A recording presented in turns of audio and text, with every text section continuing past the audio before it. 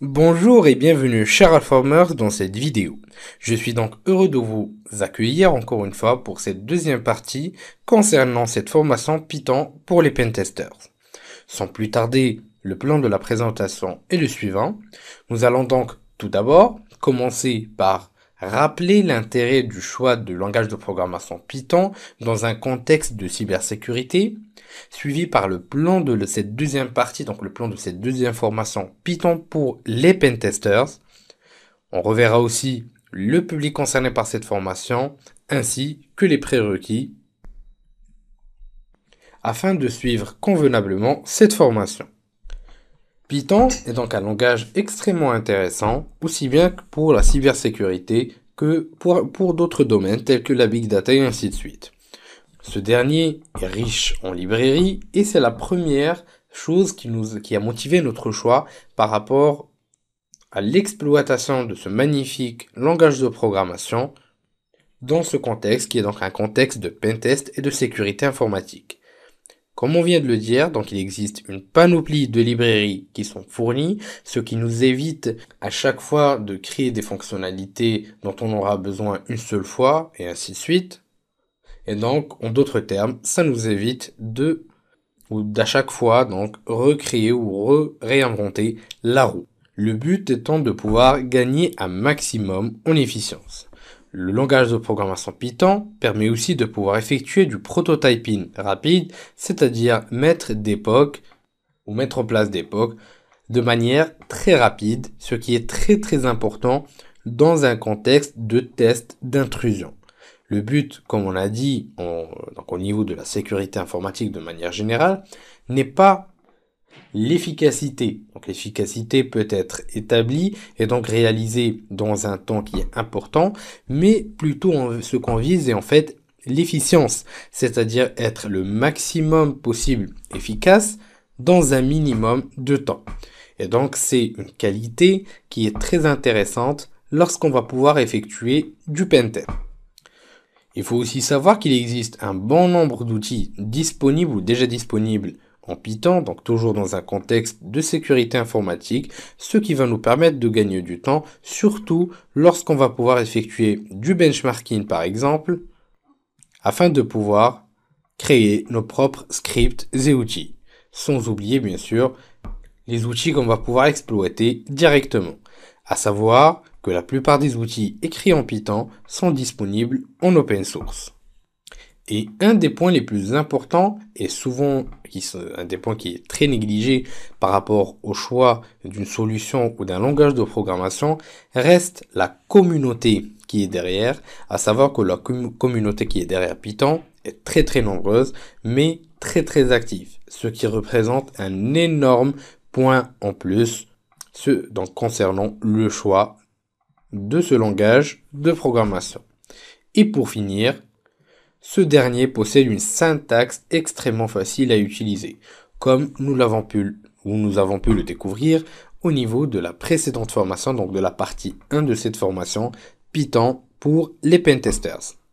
Bien sûr, cette liste n'est pas la liste exhaustive de tous les paramètres qui ont motivé notre choix, ainsi que le choix de plusieurs autres experts en sécurité et d'autres développeurs et ainsi de suite, mais cela représente les points les plus essentiels qui ont motivé notre choix par rapport à ce langage de programmation dans un contexte de cybersécurité. Concernant cette deuxième partie de cette formation, Python pour les pentesters, nous allons donc pouvoir découvrir le web et Python. En d'autres termes, nous allons pouvoir découvrir comment exploiter le langage de programmation Python dans un contexte d'attaque web où nous allons pouvoir apprendre comment étudier et analyser le contenu d'une page web, analyser des fichiers XML, naviguer sur un site, automatiser le test de vulnérabilité ou encore développer des extensions avec Burpsuit. Par la suite, nous allons donc pouvoir découvrir le développement d'exploits en Python. Donc, nous aurons une petite introduction bien sûr concernant le développement d'exploits. Nous allons redécouvrir Immunity Debugger. Nous allons aussi voir comment pouvoir effectuer de l'assemblage et du désassemblage avec Python, du fusing ou encore directement du développement d'exploits avec un cas concret.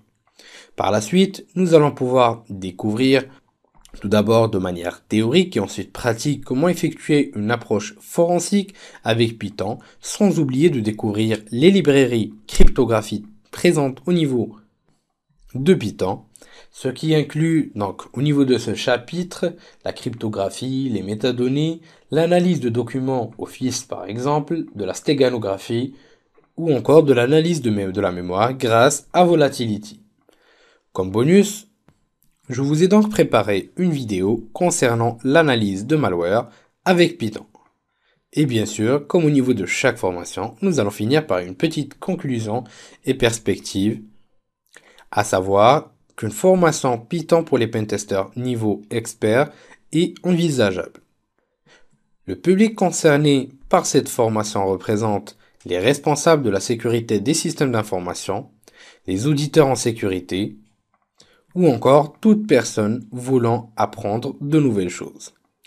La seule limite au niveau du monde de la cybersécurité pour être plus généraliste reste votre motivation, et à savoir qu'il n'y a pas d'école pour vous apprendre la cybersécurité ou de formation qui va tout vous apprendre, mais c'est seulement vous montrer la voie, et à partir de là, c'est à vous de creuser dans le sens qui vous intéresse.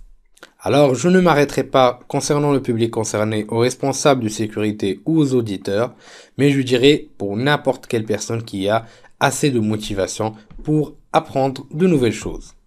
Concernant les prérequis, qui est un point extrêmement important pour bien suivre cette formation, et donc sortir avec un maximum de valeur ajoutée, on retrouve les bases en sécurité des systèmes d'information, connaître les fonctionnements ou le fonctionnement des réseaux informatiques, comprendre le fonctionnement du protocole HTTP, rien de très avancé, mais simplement les bases, avoir des bases théoriques en cryptographie, et enfin avoir suivi la partie 1 de Python pour les pentesters, ou du moins simplement le premier chapitre au niveau de cette formation, vu que c'est au niveau de ce dernier qu'on va pouvoir découvrir les notions de base en Python.